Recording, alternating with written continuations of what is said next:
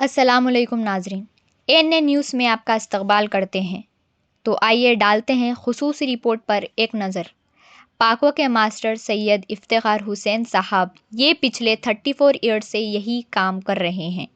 इसके अलावा मास्टर सैयद इफ्तिखार हुसैन साहब ने बहुत अवार्ड्स के हकदार रह चुके हैं और पुरानी शहर की लड़कियां पर्दे के लिए बहुत परेशान रहते हैं, तो मास्टर सैयद इफ्तिखार हुसैन साहब ने इसका बहुत ही खूबसूरत हल निकाला।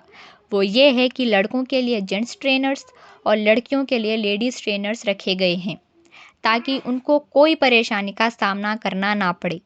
और मास्टर सैयद इफ्तिखार हुसैन साहब के 3 ब्रांचेस हैदराबाद और सिकंदराबाद में अवेलेबल हैं और वो अपनी पूरी कोशिश कर रहे हैं कि वो अपने स्टूडेंट्स को ओलंपिक में कॉम्पिटिशन्स में पार्टिसिपेट कराएं। ये बहुत ही मेहनती और नरम मिजाजी के हैं। जो भी फाइनेंशियल कंडीशंस के शिकार हैं उनको फ्री ऑफ कॉस्ट ट्रेन कर रहे हैं और ये अपने स्टूडेंट्स को अक्सर नेशनल और इंटरनेशनल ओलंपिक्स में ले जाया करते हैं। सैयद इफ्तिखार हुसैन साहब कोई भी कास्ट का हो, कोई कंपैरिजन नहीं करते और यही खूबी इन्हें आगे बढ़ा रही है। एएनए न्यूज़ के चीफ एडिटर मोहम्मद आदिल साहब उनसे खुसूसी मुलाकात की। आइए सुनते हैं उन्हीं की कहानी, उन्हीं के ज़ुबानी।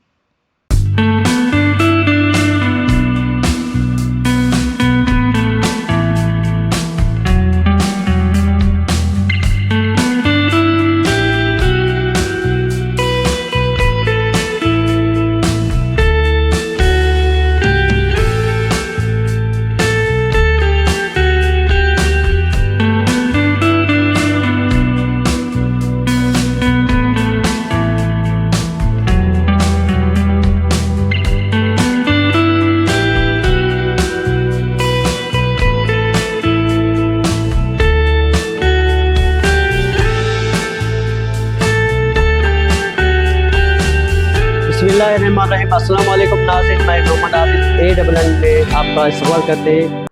आज हम पाको मार्शल आर्ट्स में जो है क्लब में हम यहाँ पर मौजूद हैं। मेरे साथ यहाँ पर मौजूद है सैयद इफ्तिखार हुसैन साहब जो कि MMA के कोच, सीनियर कोच यहाँ पर मेरे साथ मौजूद है। हम उनका इस्तेमाल करते हैं। अस्सलाम वालेकुम रहमतुल्लाहि व बरकातहू। हमारे इफ्तिखार साहब जो है अपनी ज़िंदगी जो है पाको मार्शल आर्ट्स में गुजार चुके हैं।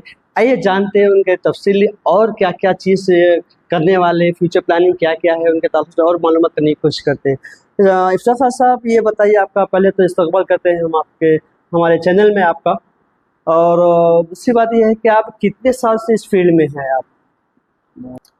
पहले तो मैं शुक्रिया अदा करना चाहता हूँ हमारे आदिल भाई का, जो आज यहाँ पर Paco martial art and self defence academy में आप मलकपेट ब्रांच में आप आए हैं और हमारा कवरेज ले रहे हैं।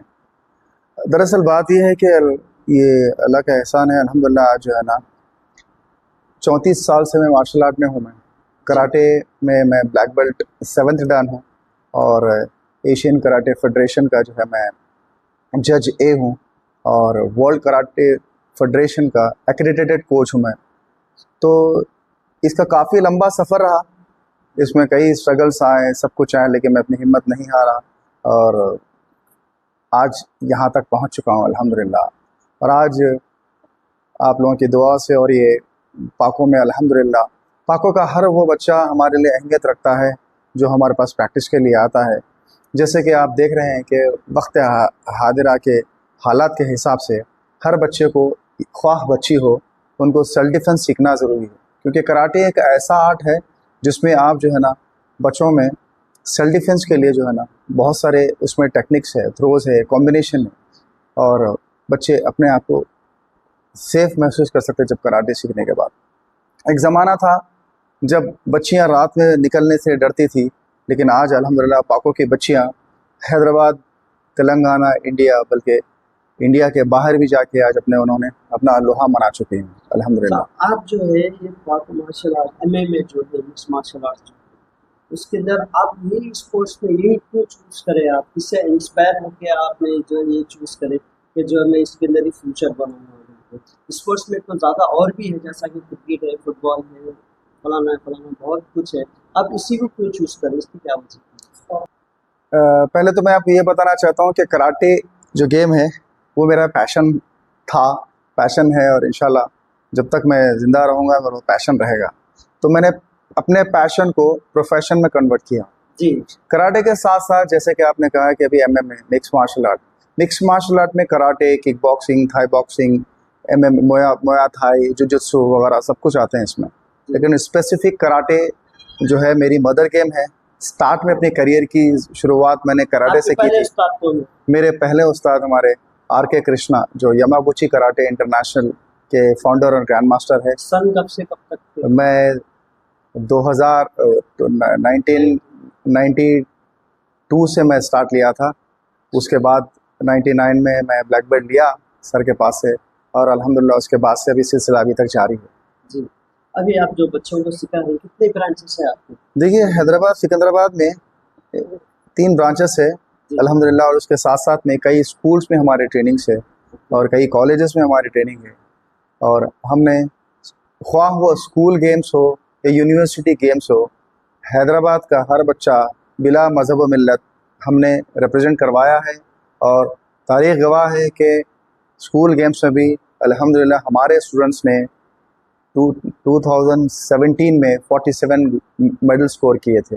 उसके बाद ये सिलसिला जारी है, और अल्हम्दुलिल्लाह कई स्कूल से मैं कुछ स्कूल में हूँ, कुछ स्कूल से मैं अभी मेरे राब्ते में नहीं है, लेकिन कई स्कूल्स हैं जिनके बच्चे अल्हम्दुलिल्लाह डिस्ट्रिक्ट, स्टेट, नेशनल, इंटरनेशनल और वर्ल्ड चैम्पियनशिप तक अल्हम्दुलिल्लाह खेले हैं, और वो इंडिया को अपना रिप्रेजेंट किए हैं और वर्ल्ड में मेडल भी हासिल किए हैं। जी। तो सर ये बताइए, आपके जो स्टूडेंट्स हैं अभी तक लगभग कितने स्टूडेंट्स को आपने अपना फ्यूचर बनाने के लिए छोड़ दिया, और कहाँ पर गए हैं?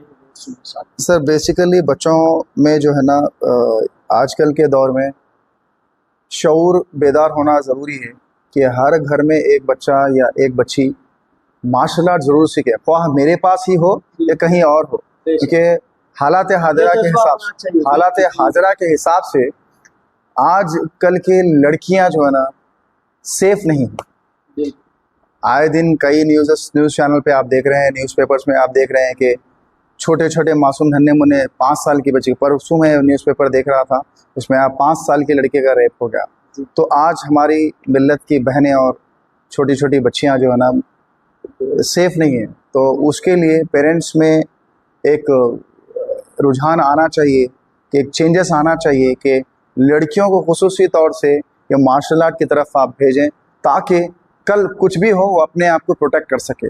कुछ ऐसी चीज़ अल्लाह ना करे किसी के भी साथ ऐसा हो, कोई भी ऐसी दुर्घटना होने से, कोई प्रॉब्लम होने से अपने आप को सेव कर सकते हैं। जी। अभी जो है आज आपकी एज क्या होगी साहब? सर मेरी एज एज पर मेरे डॉक्यूमेंटेशन 43 मेरी एज है। देखिए माशाल्लाह जो है 42 इयर्स के होते हुए भी 23 के नज़र आ रहे हैं। अभी भी माशाल्लाह आपने अपने आप इतना फिट रखे कि जो है अभी भी 23-24 के नज़र आ रहे हैं माशाल्लाह। शुक्रिया सर। जी। तो अब आगे बढ़ते हुए चले कि जो है प्रोफेसर के जो है आपके स्टूडेंट्स में आगे फ्यूचर प्लानिंग क्या है? आप तो ये बच्चों के पीछे इतनी मेहनत कर रहे हैं, जो दिन रात अपना अपनी ज़िंदगी दे रहे हैं बच्चों के पीछे, तो उन लोगों का मुस्तकबिल क्या है उन लोग का? सर देखिए, एक ज़माना था जब मैं कराटे करता था, जब कराटे में कोई किस्म का रिजर्वेशन नहीं था, कोई जॉब्स नहीं थे, और कोई बच्चों का मुस्तकबिल नहीं था। कराटे जब बस एक स्पोर्ट था। आज का जो कराटे है वो कराटे आज वर्ल्ड कराटे फेडरेशन से, एशियन कराटे फेडरेशन से, एशियन ओलंपिक काउंसिल से सबसे अफिलिएटेड है।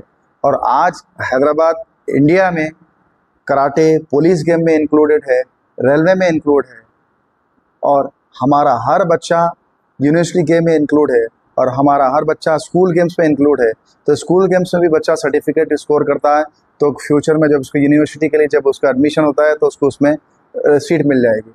और जब बच्चा यूनिवर्सिटी के लिए खेलता है तो 100% यूनिवर्सिटी के हर प्लेयर को, जो नेशनल में गोल्ड मेडलिस्ट है, उसको 2% गवर्नमेंट ऑफ इंडिया की तरफ से रिजर्वेशन है जॉब कोटे में।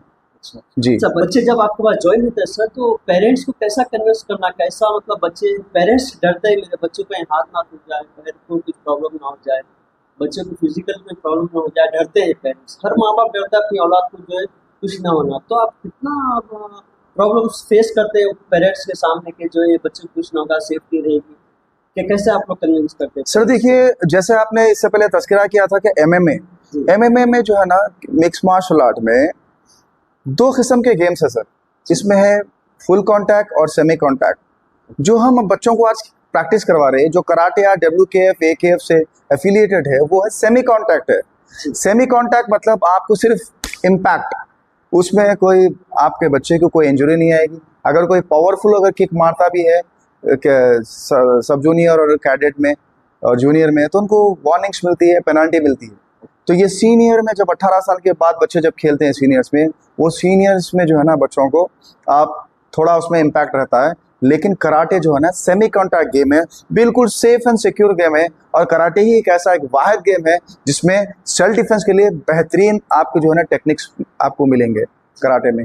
जी आपके बच्चे अभी तक कहाँ पढ़ गए सर? कौन से मैचेस थे सर? मेरे बच्चे डिस्ट्रिक्ट, स्टेट, नेशनल, इंटरनेशनल सब खेल चुके हैं और कनाडा खेले हैं और अमेरिका खेले हैं जी। हर साल कई सालों से हमारी टीम पाको से जो है ना टीम इंडिया को रिप्रेजेंट करते हुए अमेरिका को भी जो हमारे पास से बच्चे कंपटीशन करने के लिए जाते हैं।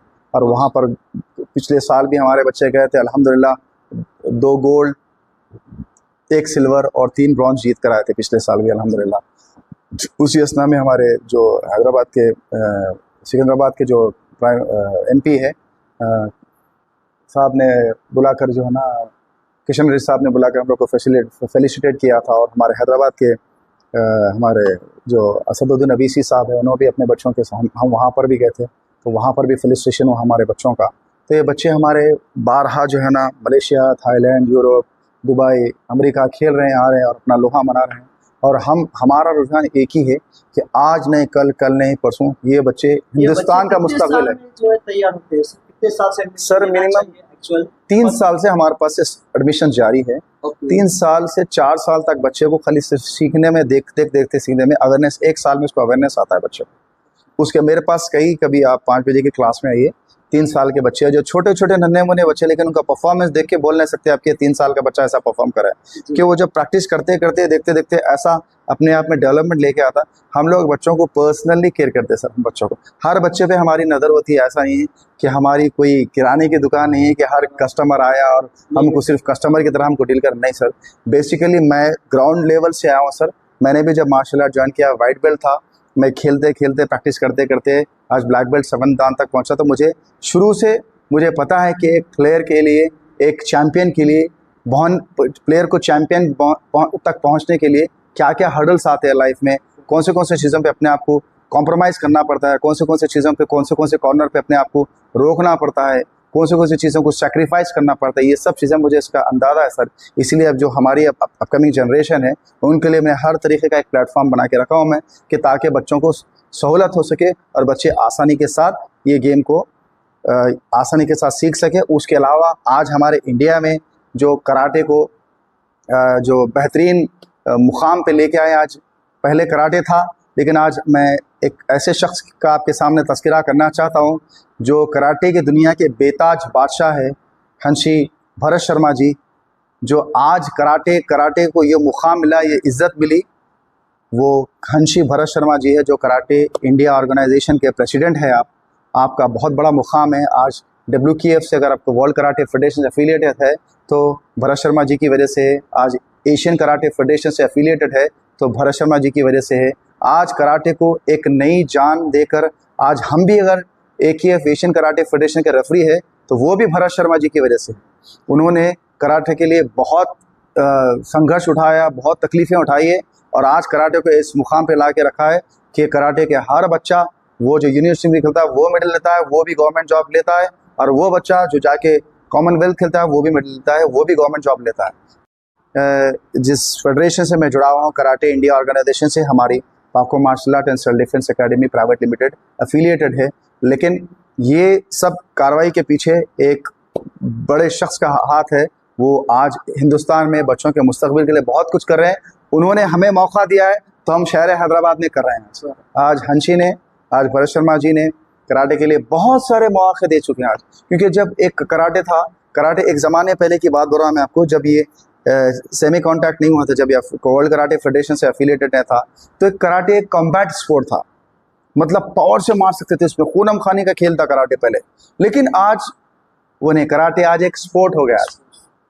सेमी कॉन्टैक्ट हो गया। और आज कराटे में बहुत सारे, आज देखिए आप, कराटे इंडिया ऑर्गेनाइजेशन की तरफ से यूथ लीग खेलने के लिए टीम जा रही है, यूरोप को जा रही है टीम, यूके को जा रही है और अमेरिका को जा रही है, हर जगह जा रही है। अभी आने वाला अपकमिंग इवेंट है हमारा कराटे इंडिया ऑर्गेनाइजेशन की तरफ से, भरत शर्मा, हंशी भरत शर्मा जी की तरफ से जो है ना बच्चों का सिलेक्शन हुआ, जो कराटे कॉमनवेल्थ गेम जो है ना साउथ अफ्रीका डरबन में होने वाला है, जिसमें हमारे पाको से भी एक लड़का एक लड़की सेलेक्ट हुए हैं, सैयद तालिब हुसैन और सैयदा फरीदा सुल्ताना, ये दोनों भी जा रहे हैं और मैं भी उसमें एज ए ऑफिशियल रेफरी जा रहा हूँ मैं वहाँ पर भी।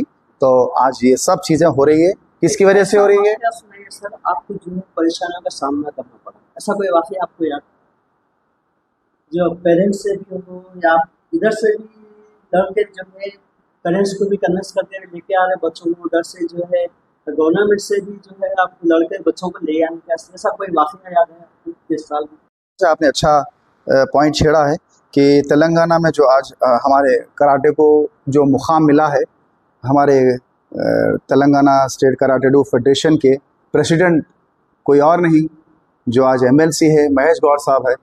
तो महेश गौड़ साहब जब से कराटे में आए हैं, वो भी एक ब्लैक बेल्ट है, ओकिनावा कराटे से वो ब्लैक बेल्ट है महेश गौड़ साहब।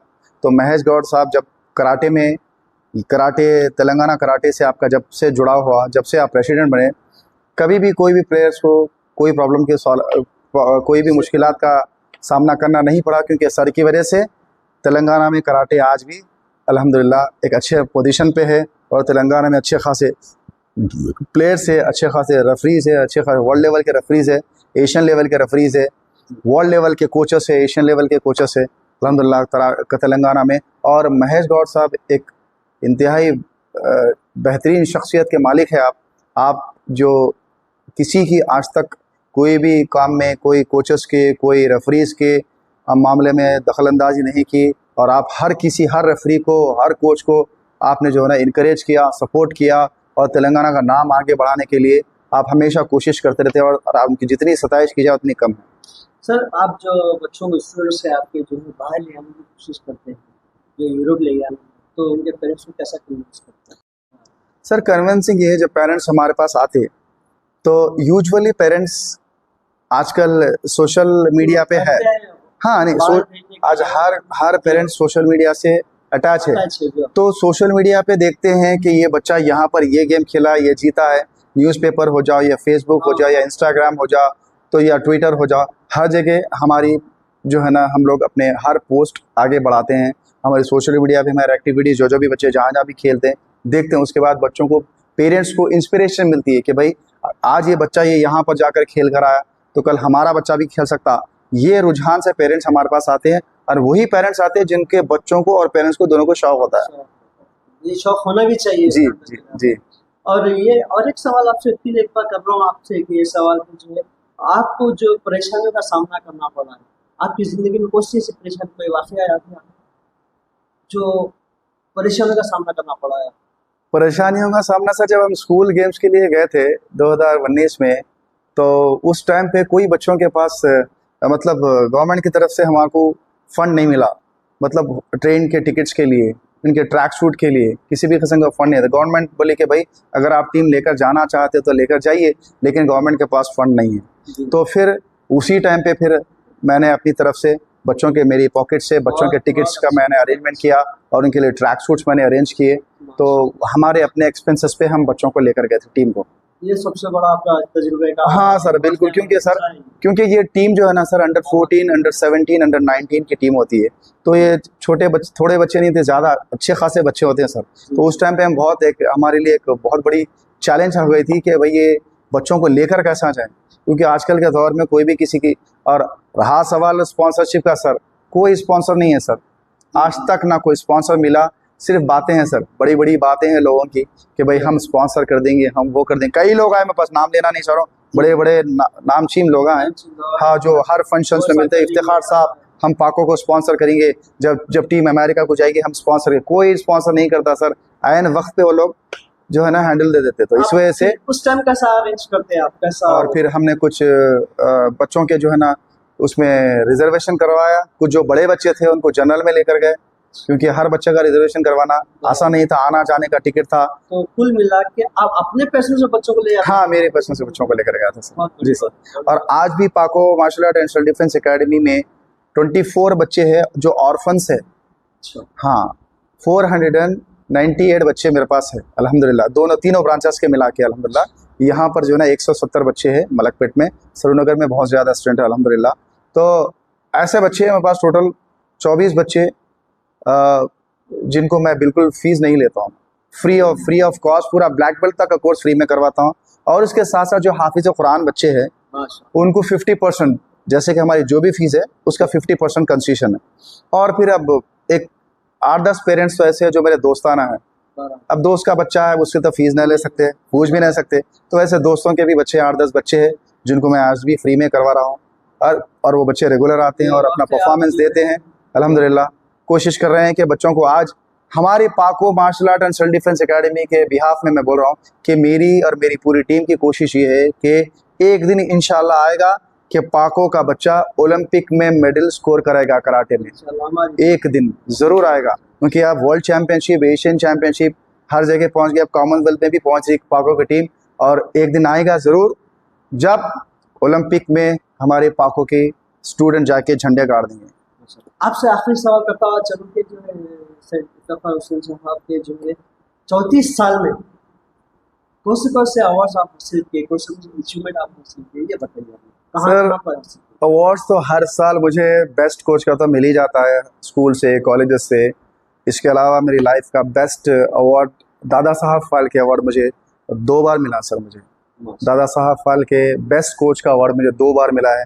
उसके साथ साथ में इंडियन आइकॉन अवार्ड मिला है मुझे, और उसके साथ साथ में नोबल पीस अवार्ड मिला है, और उसके साथ में बेस्ट लाइफ कोच का भी अवार्ड मुझे मिला है। तो अलग अलग फेडरेशन की तरफ से मुझे ये अवार्डों से नवाजा गया अल्हम्दुलिल्लाह। और हैदराबाद पीपल्स चॉइस अवार्ड के लिए हर साल हम नॉमिनेट होते हैं। तो ऐसे कई अवार्ड्स है जो याद भी नहीं, लेकिन जो बड़े बड़े अवार्ड हैं मैंने आपको इसके बारे में बताया है।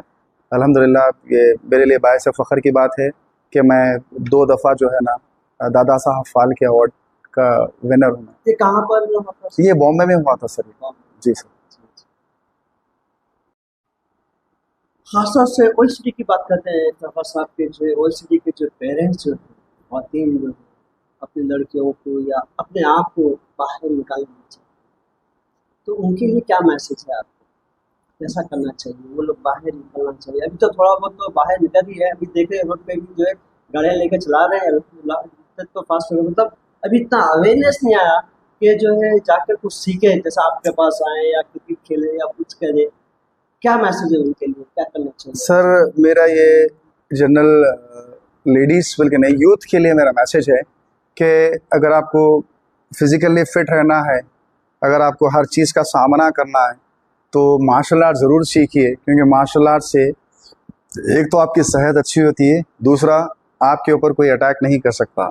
और ख़ास तौर से ओल्ड सिटी के बच्चों की जब बात कर रहे हैं आप, मेरे पास तकरीबन ओल्ड सिटी के बच्चे हैं अल्हम्दुलिल्लाह। परसों एक हाल ही में एक वाक़या छोटा सा सुनाता चलूँ कि एक लड़की 3 महीने हुआ था शादी होकर, ससुराल वालों ने बहुत मारपीट करके बच्ची को वापस लाके उनके वालिद के पास रखे। तो कहीं से सुना कि पाको में जो है ना गर्ल्स की बहुत अच्छी ट्रेनिंग होती, तो उनके वालिद बच्ची को लेकर आके बोले, सर मेरी बच्ची को इस काबिल बना दो कि वो बच सके। सिर्फ वो 3-4 महीने मेरे पास है लड़की, 3 महीने के बाद उनको घर भेजना है। तो 3 महीने में लड़की इतनी तैयार हो गई। उसके बाद चौथे महीने जब उन्हें अपने ससुराल को, जब उनके ससुराल वाले उनके जुल्म करे, उसका जवाब दी तो पूरे ससुराल वाले दंग रह गए कि ये बच्ची 3 महीने पहले क्या थी और 3 महीने के बाद क्या है। तो मेरा मैसेज ये है कि यूथ के लिए, देखिए सबसे नौजवानों के लिए, नौजवानों के लिए, यूथ के लिए मेरा एक मैसेज ये है कि सबसे इम्पोर्टेंट क्या है, अल्लाह के नज़दीक खवी मोमिन का दर्जा नॉर्मल लोगों से 10 गुना ज़्यादा है। खवी मतलब ताकतवर आदमी का दर्जा जो है ना नॉर्मल लोगों से ज़्यादा है। और ताकत का इस्तेमाल आप जब भी कर सकते हैं जब आपको टेक्निकली आपके पास सलाहियत हो। तो ये जो यूथ रात भर जागना और दिन भर सोना, इससे सेहत के ऊपर इफ़ेक्ट पड़ता। और आज आप मार्शल आर्ट से जुड़ जाएंगे तो कल आपकी आने वाली फ्यूचर भी आपका अच्छा रहेगा। आप जो चाहे आप वो स्पोर्ट्स खेलें, लेकिन बराबर खेलें। लेकिन मार्शल आर्ट इसीलिए इम्पॉर्टेंट है क्योंकि सेल्फ डिफेंस के लिए कराटे से अच्छा गेम कोई है नहीं। मैं karate, kick boxing, Thai boxing का एक्सपर्ट हूँ मैं। लेकिन कराटे एक ऐसा गेम है जिसमें सेल्फ डिफेंस के लिए बहुत अच्छे टेक्निक्स है। तो ये जो बच्चियाँ मेरे पास से खेल के जा रही हैं, जो बच्चियाँ मेरे पास प्रैक्टिस करी है, वो हर शोबे में अपना नाम कमाई है आज अल्हम्दुलिल्लाह। हैदराबाद सिकंदराबाद ने बल्कि इंडिया लेवल तक पूरे बच्चे हमारे पाकों से इंटरनेशनल लेवल तक भी जो है ना अल्हम्दुलिल्लाह खेल के आज जो है ना पाकों में अपनी एक मुकाम बनाए हैं। तो मेरा एक ही मैसेज है कि दो लोगों के लिए मेरा मैसेज है कि जो आजकल जो है ना no drugs save life, drugs से अपनी ज़िंदगी ख़राब मत करो। आपकी ज़िंदगी आपके पेरेंट्स के लिए बहुत इंपॉर्टेंट है। आप अपना मत सोचो, अपने पेरेंट्स का सोचो। ड्रग्स से दूर रहो, सेहत वाली ज़िंदगी गुजारो और मार्शल आर्ट ज्वाइन करो आप, और सेल्फ डिफेंस सीखो, और कल होनी अनहोनी को होनी से बचाओ। कल आपके मुस्तकबिल के आप जिम्मेदार हैं। हर घर का एक फ़र्द की जिम्मेदारी है कि हर घर में ख्वाह बच्चा हो या बच्ची हो, मैं पेरेंट्स से भी गुजारिश करता हूं कि आप मेरे पास नहीं कहीं पर भी सिखाइए, बच्चों को सेल्फ डिफेंस ज़रूर सिखाइए, ताकि कल आपकी हैदराबाद से बच्ची दूसरे स्टेट में भी जाके आप रह सके। क्योंकि आजकल एजुकेशन का डिमांड है कि हैदराबाद के बच्चे जाके बेंगलोर में पढ़े, दिल्ली में पढ़े, चेन्नई में पढ़े। तो आपके बच्चों को बच्चियों को अगर मार्शल आर्ट आता है, सेल्फ डिफेंस आता है, तो दुनिया के किसी भी कोने में जाके आपकी बच्ची आप जी सकती है। तो मेरी एक मैसेज है कि ये गंदे शौक़ों में, ये ड्रग्स के शौक़ों से दूर हो जाइए और आप सेहत बनाइए, मार्शल आर्ट सीखिए और अपना नाम अपने पेरेंट्स का नहीं बल्कि पूरी दुनिया में रोशन करिए आप। शुक्रिया। तो नाज़रीन, ये थे सैयद इफ्तिखार हुसैन साहब के काफ़ी अच्छी बातें बताई हैं और अच्छे मैसेजेस दिए हैं। उनका जो है तकलीफ़ों का सामना जो करना पड़ा है लोगों से, वो भी बयान करेंगे कि बिना कोई मज़हब और मिलत के भी यहाँ पर सिखाया जाता है। आप लोग आइए, इसमें ज्वाइन होइए। आप हमें इजाज़त दीजिए। अल्लाह हाफ़िज़। अस्सलाम वालेकुम।